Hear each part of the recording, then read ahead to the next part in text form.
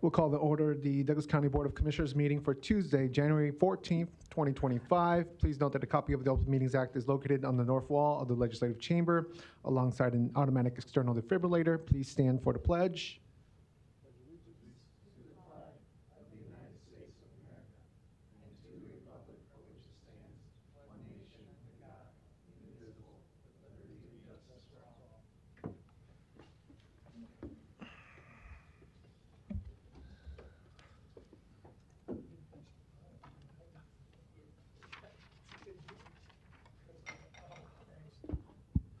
We'll jump into our Douglas County Board of Equalization. Roll call, please.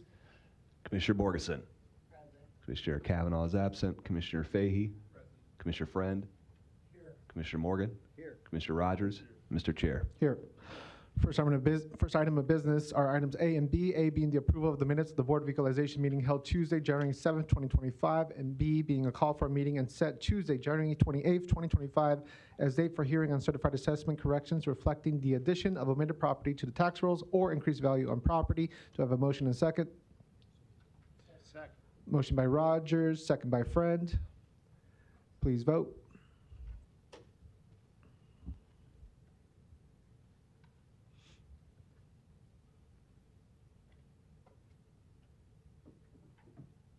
Motion passes 6-0. Thank you. Next, we have our resolutions. Resolution C, which could include adjournment as well. Second. Motion by Rogers, second by Morgan. Please vote.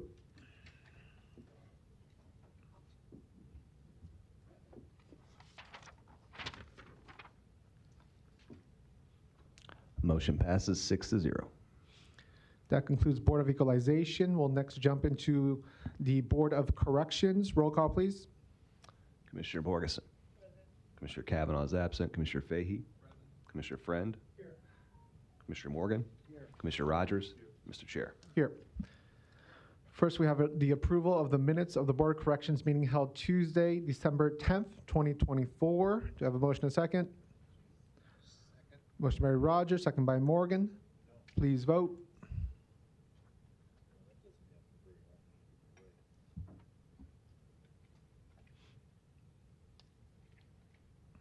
Motion passes 6-0. Thank you. Next, we have our report from the Director of Corrections, Director Myers. Good morning, Commissioners. Morning. And welcome, Commissioner Fahey. Before you have my report for December. Turning to enclosure number 1, Administrative Services and Personnel. After the 6th month of the fiscal year, we were $1,441,310 under budget. $183,530 were spent on overtime costs, which is a decrease of nearly $84,000 from the previous month. And if memory serves, it was a $90,000 decrease from the previous month, so nearly $180,000 down in 2 months. The 3,646 hours of overtime in December is among an all-time modern era low. Correctional officers only averaged approximately 2 hours of overtime per week. $900,000 in bond payments were processed by our records division.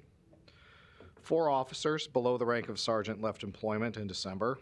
2 officers were promoted from Correctional Officer 1 to Correctional Officer 2. And as of December 31st, we were 101% staffed among all correctional officer ranks. I want to congratulate Frank Fellner on his promotion to sergeant, and I would like to also congratulate Jesse Torres, who was promoted to lieutenant. Enclosure number 2, Community Corrections and Reentry Services. The Sanction Center and Transitional Discharge Center placed a total of 11 individuals in community corrections, which saved 38 jail bed days. Work release admitted 15 individuals and house arrest admitted 32. We did see those numbers dip, which oftentimes happens in December. RAP admitted 14 individuals, however, 3 individuals achieved a GED. Reentry services and therapeutic communities in the jail. There were 62 individuals admitted to therapeutic community housing units. There are currently 114 individuals on the GED wait list with 50 active students. 2 individuals in the jail achieved GED. 24 individuals were referred to our Intensive Outpatient Treatment Plan, or IOP, or Intensive Outpatient Treatment Program, that should say, or IOP. And a women's IOP program began in December, which had 8 participants. And to give you a little background, we've had an intensive outpatient treatment program for substance use and mental illness co-occurring in community corrections for several years now. About close to a year ago, we started one in the jail. Everything we do in the jail, we have to do twice compared to community corrections because we're unable to mix genders. And it was really a matter of staffing. This is a program operated by the Community Mental Health Center.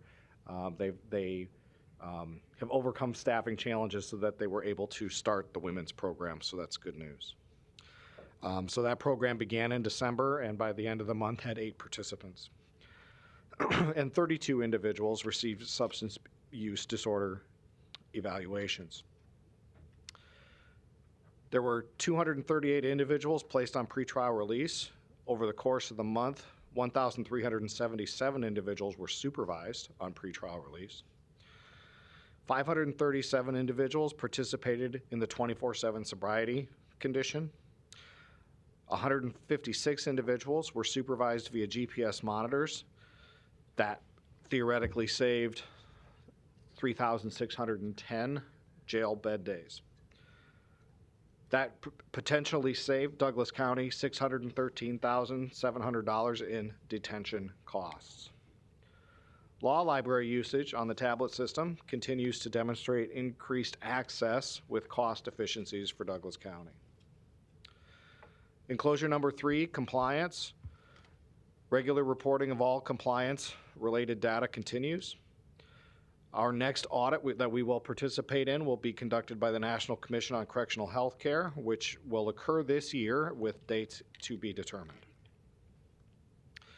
Enclosure number 4, population. There were 1,272 admissions, and there were 1,250 releases. The high count was 978. The low count was 914. Commissioners, I'm going to venture a guess that that is the lowest number since the jail was expanded in 2005. I've asked people, I have 17 years of tenure in corrections, and I've asked people who've been there longer if they can remember a lower number, and nobody so far has been able to say that they have.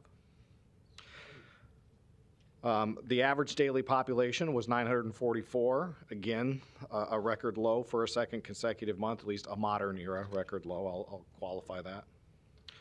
The average length of stay for inmates released in December the overall average length of stay was 25 days. However, 49% of inmates stayed longer than 72 hours, and their length of stay was 49 days. 51% of inmates were released within 72 hours of being booked, and their average length of stay was 1.4 days. There were 98 custodial sanction bed days. The U.S. Marshal population decreased. The felony pretrial population was 665. That was a slight increase. The average daily misdemeanor population was 118. That was a decrease. Probation violations remained stable. 21% of our population were between the ages of 18 and 24. 66% of our population were minorities, and 14% of our population were female, which continues a mild downward trend we've seen in recent months. And 17% of our population are homeless or nearly homeless, and that is also a modest decrease. Enclosure number 5, medical and mental health. There were 747 intake screenings and 376 health and physical assessments. There were 13 emergency medical care transports. 2 of those were by 911. There were 4 hospital admissions, and there were a total of 17 days of hospitalization. Off-site specialty appointments have continued to decrease. 16 was the number. We've seen that's a good trend for us. That Wexford seems to use bring more resources on site than our previous vendor did, and so that saves us money, and it's also a security benefit when we don't have to transport those people out to the community for those specialty appointments as often. There were 122 initial psychiatric assessments, 268 initial mental health assessments. 87 individuals were placed on suicide precautions. There were 193 individuals placed on drug and alcohol detox protocols. We had 4 individuals who were approved by the Board of Mental Health. There are 14 individuals on the wait list for the Lincoln Regional Center, and there are currently 14 individuals at the Lincoln Regional Center. We have seen the wait list at the Regional Center creep back up the last few months. A few months back, they opened up more beds, and so we saw, a rush of people go there. There was a time we only had 4 people on our list waiting. Now that those beds have been filled, we're still in a better position than we were a year ago by a long shot. But people are waiting a little bit longer now that those beds have been filled, and they have to wait for them to open one at a time. Enclosure number 6, Security Operations and Honor Guard. Our crisis negotiation team had a very busy month. They were deployed 18 times in December. The issues addressed included working with several mentally individuals who had been refusing basic hygienic care to take showers, assisting a mentally individual who did not want to be released from custody, negotiating with an individual who was refusing to transfer to another facility, and working with an individual who was refusing to attend court. And they were helping 3 individuals who were threatening to engage in self-harm behavior. Many of these deployments were in conjunction with our CERT, or our Correctional Emergency Response Team. CERT was deployed 10 times in December. All but 1 of them were in conjunction with C&T. That one being a cell extraction for an individual who was refusing to attend court. We had 23 CERT team members participate in training relating to high-risk transports. There were 11 searches conducted. Minor contraband recovered included modified items for tattooing and nuisance items such as extra linen. Significant contraband included cash app information, notes that alluded to a presence of a cell phone. However, a thorough search of the housing unit did not produce a cell phone. A liquid resembling homemade alcohol was discovered under an inmate bunk. And our honor guard was not deployed in December. And enclosure number 7, staff development, wellness, and retention. There were 31 individuals interviewed for correctional officer positions. There were 101 applications that were received for correctional officers. It's actually a class of 20 officers that actually did already begin our academy yesterday. Our wellness and retention coordinator provided me some, and our training provided me some 2024 statistics. 406 staff members completed 24 hours of training in the strategic inmate management operational philosophy. 257 received verbal judo, which is our de-escalation training. 157 received mental health first aid training. And all of our staff were certified or recertified in self-defense or our PPCT, pressure point control tactics training. The National Institute of Corrections visited in December to transition our ongoing support for the SIM implementation to the Jail and Justice Support Center. The Jail and Justice Support Center is a new entity that was created in partnership by a couple different federal agencies. The National Institute of Corrections and the Bureau of Justice Assistance collaborated to make a organization that's specific to jails.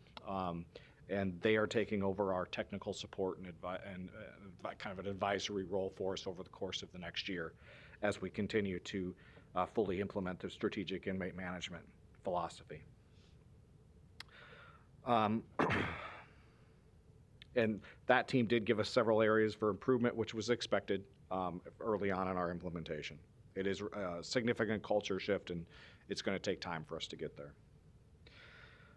Also, over the course of 2024, We saw staff engagement in our wellness and retention services increased 59.6% from 2023.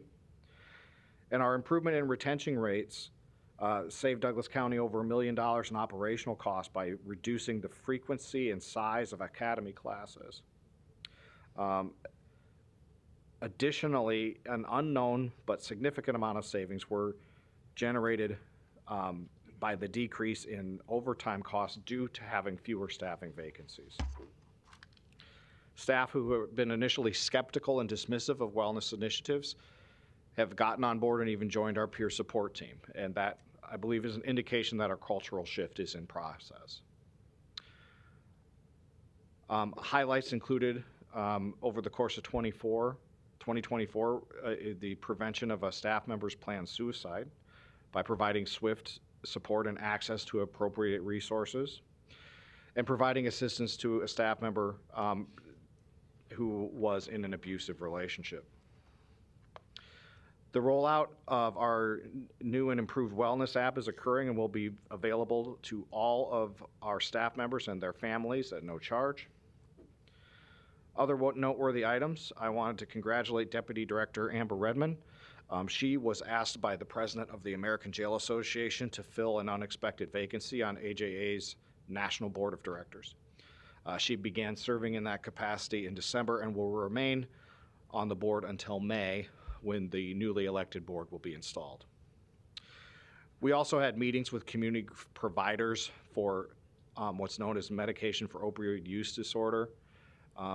This used to be called MAT, medication-assisted treatment. You may probably be familiar with methadone clinics. This is an emerging issue for us. We used to have 1 or 2 people a year, and that was typically because if you had a pregnant female that came in on methadone, you had to keep them on it. We now, through federal mandates, have to continue everybody who's on this type of therapy. We have to continue that while they're in custody. We believe that that's the precursor to a mandate to start people on these medications if they have a history of opioid use disorder. So we've been meeting with community providers not only to meet the new demands, because like I said, we went from having 1 or 2 a year. I think last week we had 15 or 16 people on these medications in the jail. And that typically, we run a 10 to 15 is kind of the number that we have. We discussed at length some obstacles to providing this for folks in community corrections. There are a lot of necessary regulations and strict regulations regarding the storage and administration of these medications because they are highly controlled, which presents some challenges in community corrections. We can send people out daily to get their dose at the clinic, but the clinics aren't open 7 days a week. So then you have a storage issue, and among other things. So it is a work in progress, but we started the discussion so that we don't have to discriminate against people with opioid use disorder by denying them access to community corrections. But it's a tough nut to crack to be compliant with the regulations and also have the access to the medication on a daily basis. So we're working on that. We're not there as of yet. But with that, there's my report, and I stand ready for your questions. Thank you, Director Myers. We'll go into discussion, starting with Commissioner Morgan. Mike, thank you for a very positive report. That percentage on the homeless, 17%, is that up somewhat, I think, from previous reports? It's actually down slightly. We tend to run that 17, 18, 19, 20 range. So it's essentially largely the same. Okay. And then I know you've had talks with ICE and you're still in discussions, I assume, in Correct. that area also. Yeah, so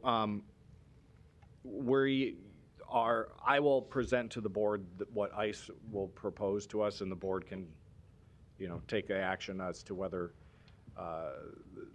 you collectively believe that we should re-engage with ICE to house detainees in the future. And I know you and I had some discussion of the different policies and so on, and I Correct. respect how you've dealt with that situation. And when I said positive, you know, that's really good, the 20-year low in today's world and what we see. So thank you very much. And most importantly, thank your team for the good Absolutely. work they do in sometimes very, very challenging situations. Thank you, Commissioner. We'll go to Commissioner Kavanaugh. Thank you for this. And congratulations on the record low. That's, Thank you. you know, a signal accomplishment. I can't remember it that low either, and so it's more than 20 years probably, but that's great.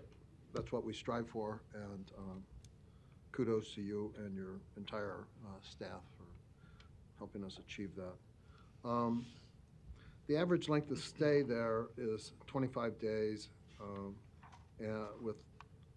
if you segregate the population into the two, more than 72 hours, less than 72 hours, a slight majority is only there for a day and a half, and the rest are there for an average of 49 days. Those populations, if we could break them out, the longer populations consist of people who haven't been able to bond out and are awaiting adjudication. That population consists of waiting adjudication in district court, waiting adjudication in county court. If we could get going forward a breakout of that, give us some kind of an idea. The whole question of bond has been discussed here over the years, and that goes to, you know, how much high bonds are costing us for, particularly in the county court population, relatively minor crimes. You know,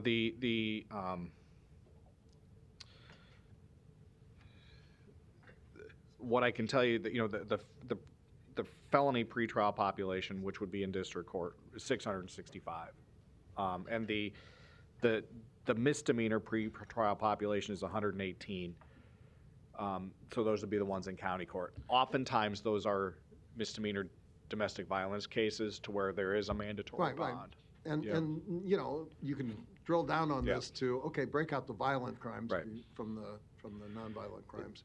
And that's probably something that we would want to do. It seems to me, if that's consistent, that the overwhelming number of these folks are awaiting trial in district court. Correct. That is correct, sir. And haven't made bond.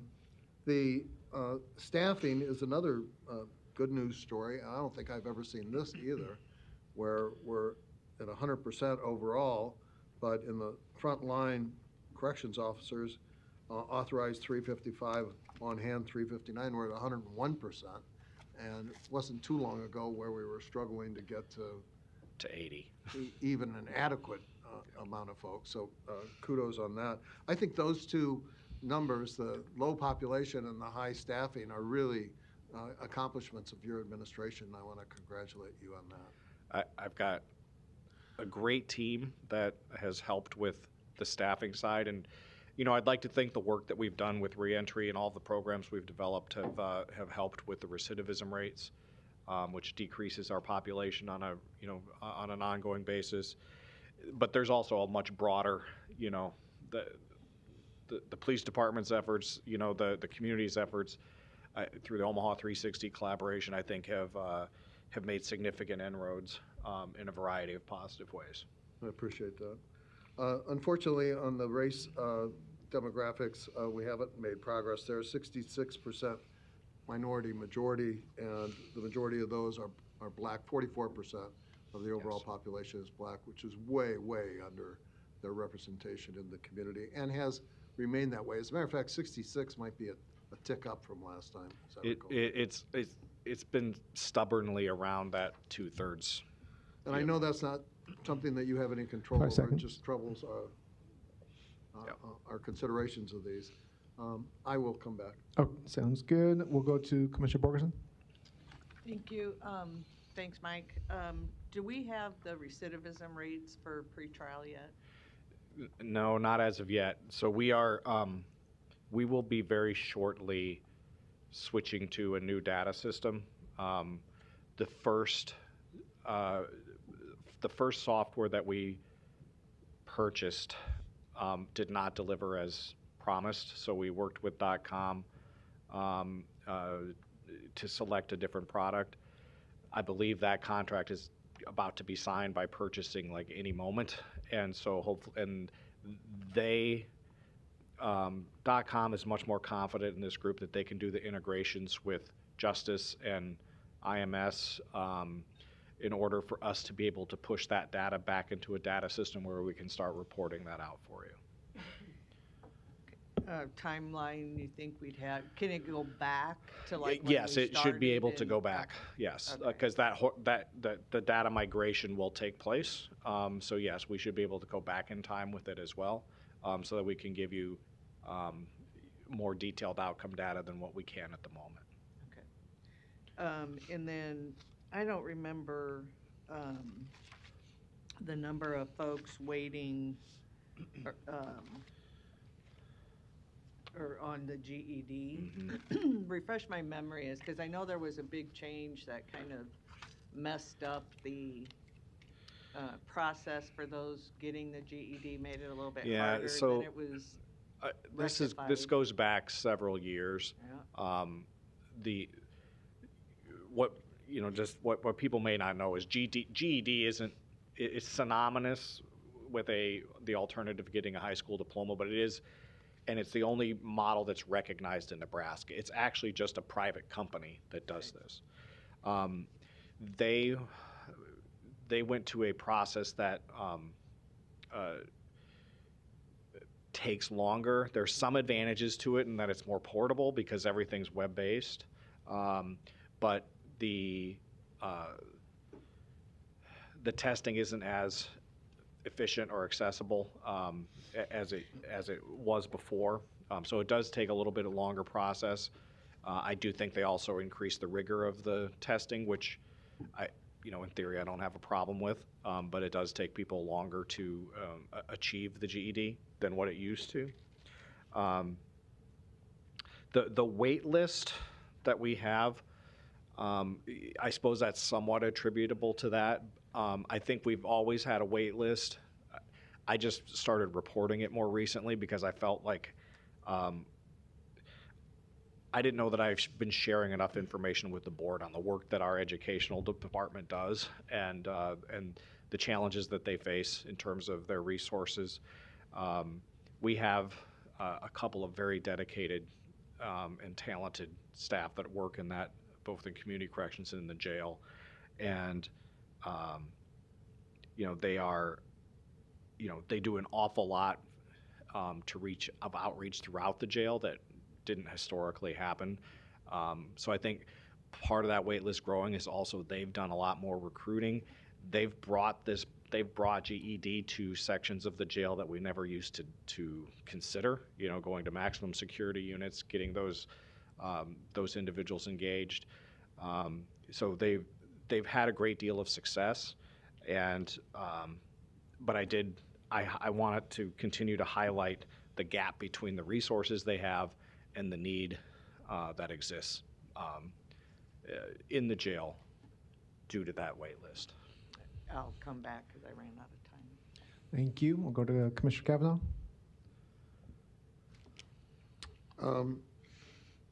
We were talking about the racial demographic, which remains tilted towards minority, 44% black, 17% Hispanic, 34% white, and the balance of minorities as well.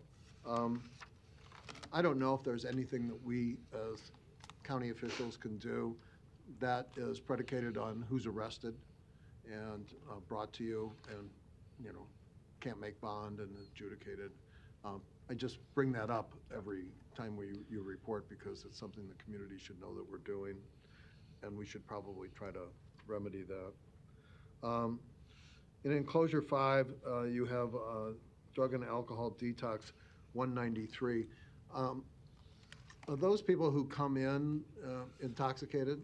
Yes. And what's the protocol for that? So we have two different protocols. There's an alcohol withdrawal protocol and an opioid withdrawal protocol.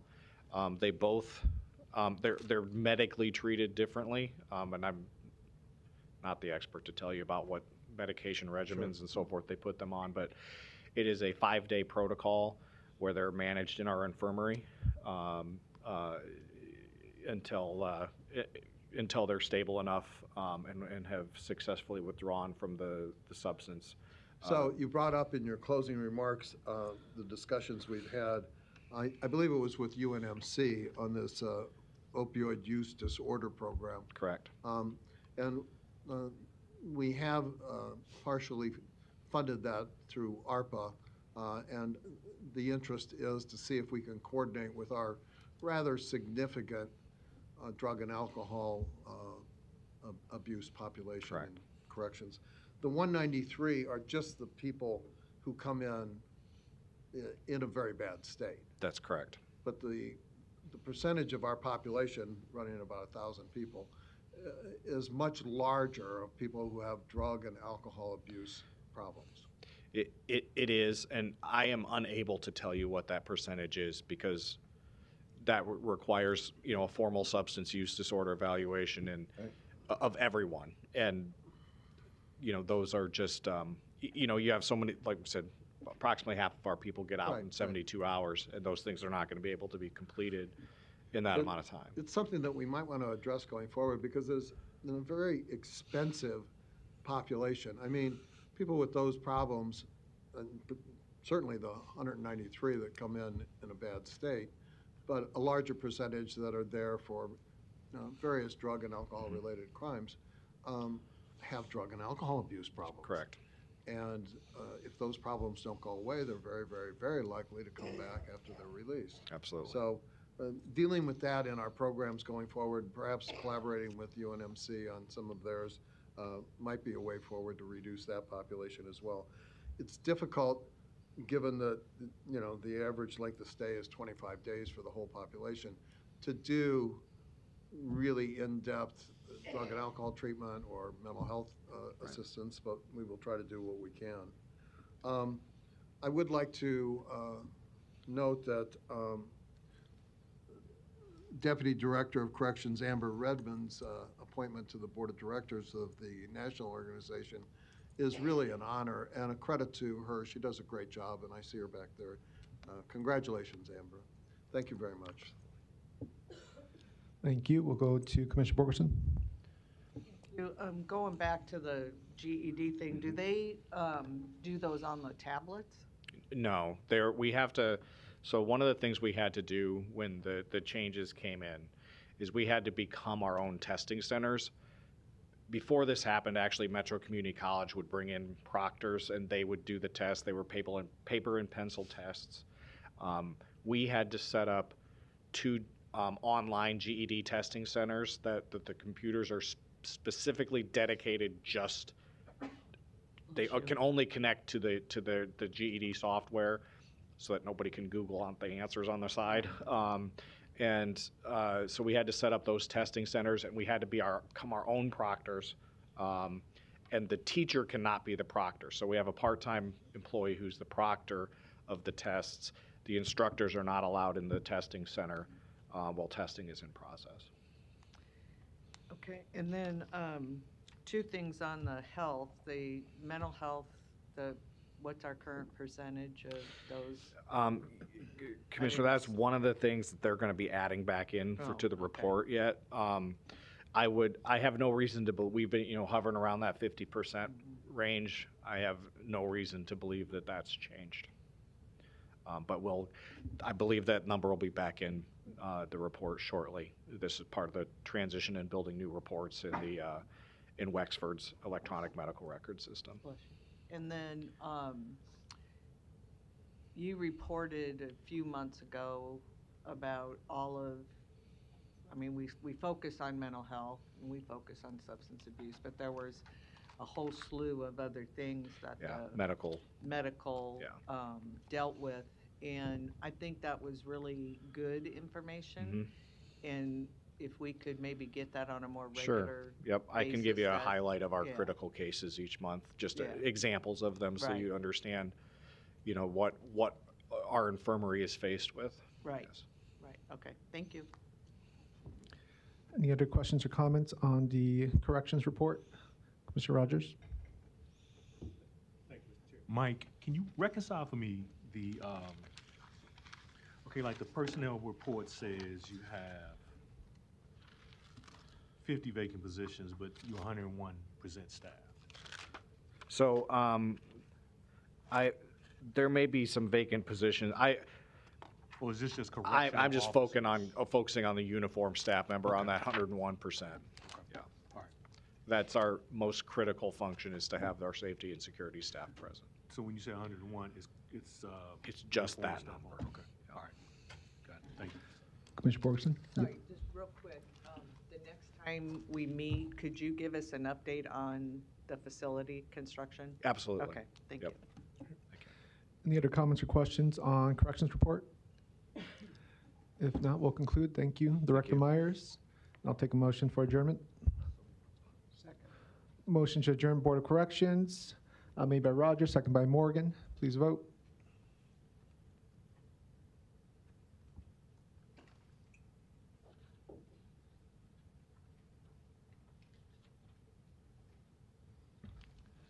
Motion passes 7-0. Thank you. We're now going to jump into Douglas County Board of Commissioners, and we welcome Commissioner Fahey in his first meeting here ever. And with that, we'll jump into our roll call. Commissioner Borgeson. Commissioner Kavanaugh. Commissioner Fahey. Commissioner Friend. Commissioner Morgan. Commissioner Rogers. Mr. Chair. Here. First item of business are the minutes and claims, items A and B. A being the approval of the minutes of the Board of Commissioners meeting held Tuesday, January 7th, 2025, and B, the approval of the claims submitted for payment process through Tuesday, January 21st, 2025. Do I have a motion, a second? So moved. Motion by Morgan, second by Rogers. Please vote.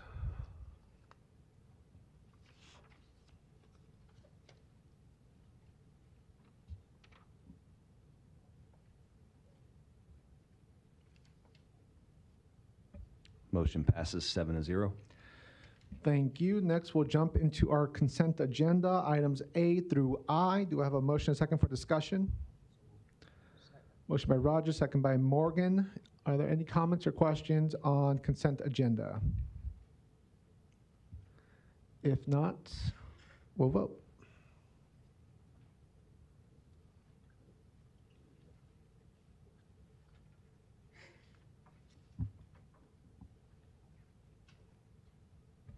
Motion passes 7-0. Thank you. We'll jump into our recognitions and proclamations. Item A, resolution congratulating Jewel Rogers as Nebraska State Poet. And I'll pass it to Commissioner Rogers to introduce. Thank you, Mr. Chair. Move this here. Joel, invite you to the podium if you can while I read this. It says, whereas on January 6, 2025, Jewel Rogers of Omaha was announced by Governor Pillen as the Nebraska's new state poet. And whereas Ms. Rogers will also serve as the first African-American woman in the role of Nebraska State Poet. And whereas her appointment carries a 5-year term with the responsibility to act as an advocate for poetry, literacy, and literature in Nebraska. And whereas duties include giving public presentations and readings, leading workshops and discussions, providing outreach in schools, libraries, literary festivals, and other venues in communities throughout Nebraska. And where she has been a spoken word poet for more than a decade and has performed in schools, festivals, community settings, conferences, public events, and has written and performed for the City of Omaha, the University of Nebraska at Lincoln, the University of Nebraska at Omaha, and various elected officials. And whereas Ms. Rogers has also been a 3-time Omaha Entertainment and Arts Award nominee for Best Performance, a 3-time TEDx speaker, and has received numerous accolades, including being a 2022 Union of Contemporary Arts Fellow, a 2023 Andy Warhol Populist Fund grantee, and a 2024 finalist in the Blackberry Peach Poetry Slam. And whereas to date, she may be best known for her poem titled Humble, which speaks to the importance of understanding the value of oneself and one's contributions, and of not letting outside negativity or the impulse to blend in high one's ability.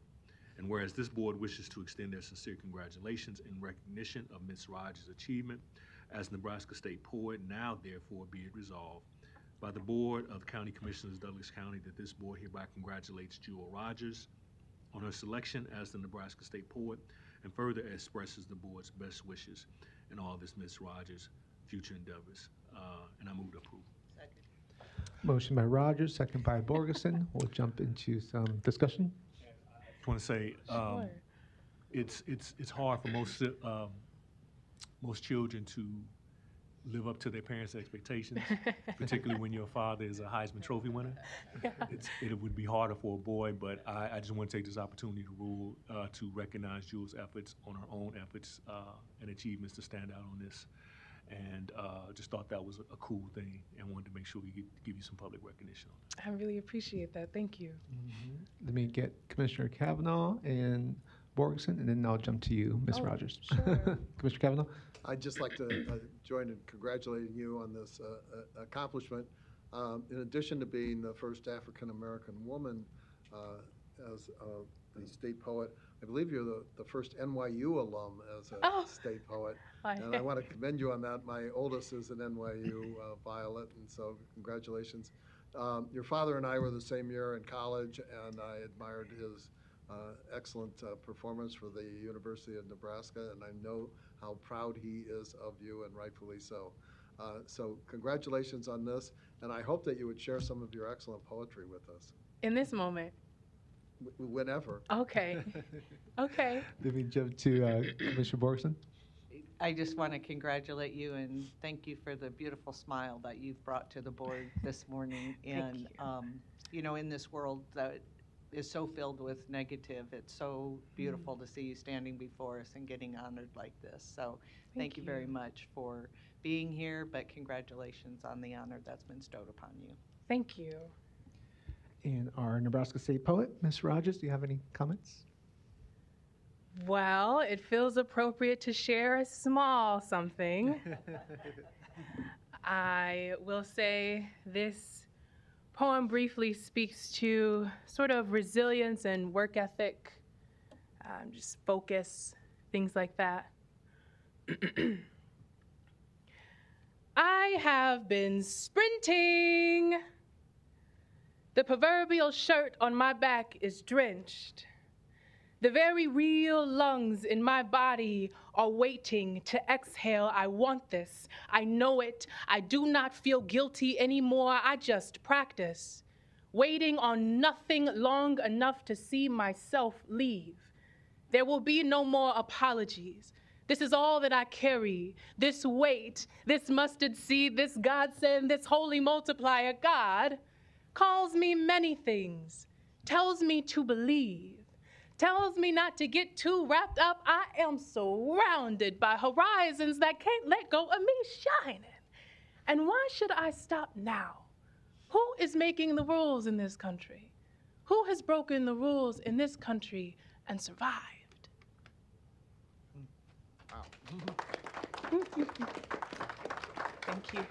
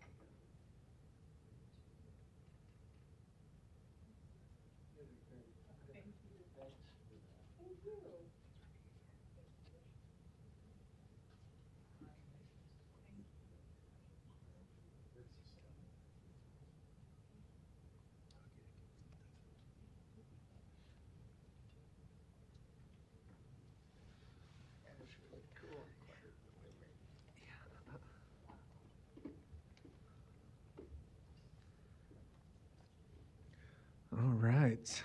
Ms. Rogers, you're welcome back anytime. So thank you for being here. All right, we'll jump into our committees, starting with, we got to approve the resolution. All right. We do have a motion and a second on the table, so let's approve that.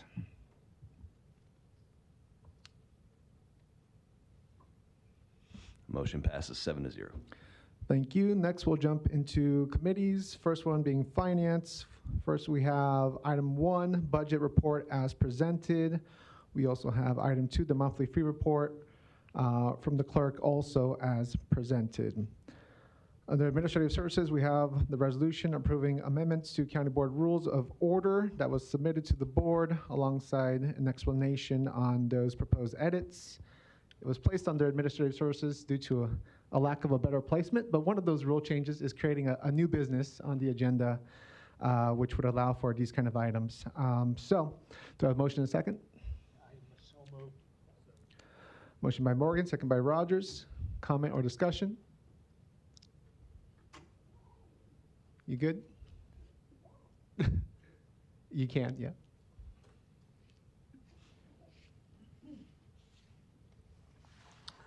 Larry Store, 5015 Lafayette Avenue, Omaha 68132. I thought maybe you'd read the whole thing. I read it last night. I want to present this in person today, but I did send an email earlier for the record.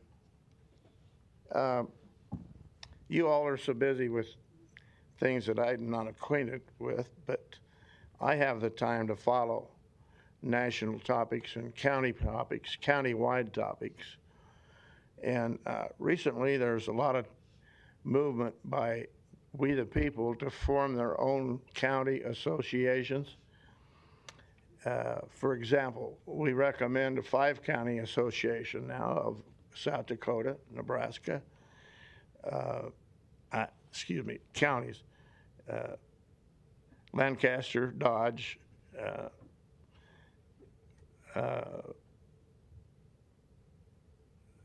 no, I'm sorry, it is county associations.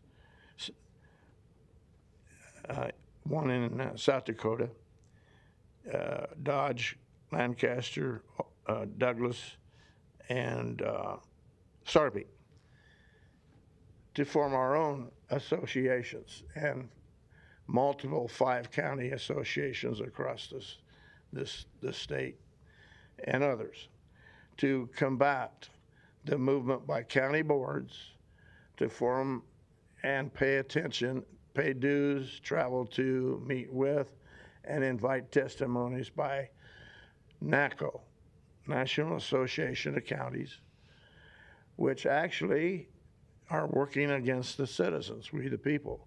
And the county boards are supposed to be subservient to we the people. You work for us, you don't work with and for them.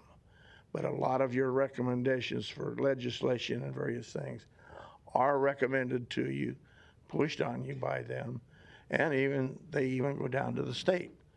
And then there's problems between you and the state with unfunded mandates and all this stuff we hear about. Can we circle back to the topic, Larry, of county board rules? The topic is on new business, unfinished business. I'm for it, but let's call it citizen comments also and put that back into your agendas as it's supposed to be for citizens who pay your salaries, who vote for you. Unfortunately, I can only vote for one person, and there's 6 of you against my person, even if I can convince him. So we will be working very hard to see that you change the rules back towards citizen-friendly government. Thank you. Thank you. Other comments or questions? If not, we have a motion and a second on the table. Please vote.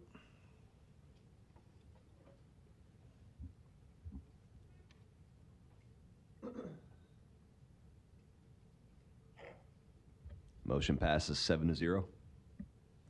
Thank you. Under Human Resources, we do have the weekly personnel report from Civil Service as presented. We also do have a need for executive session today for the purposes of contract negotiation, labor negotiation, litigation, and legal advice. Do I have a motion and a second to go to the exec session? So moved. Motion by Morgan. Second by Friend. Please vote.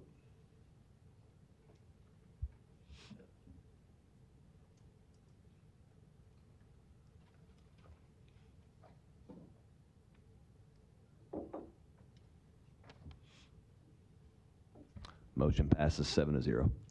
Thank you. We will now go into executive session for the purposes of contract negotiation, labor negotiation, litigation, and legal advice.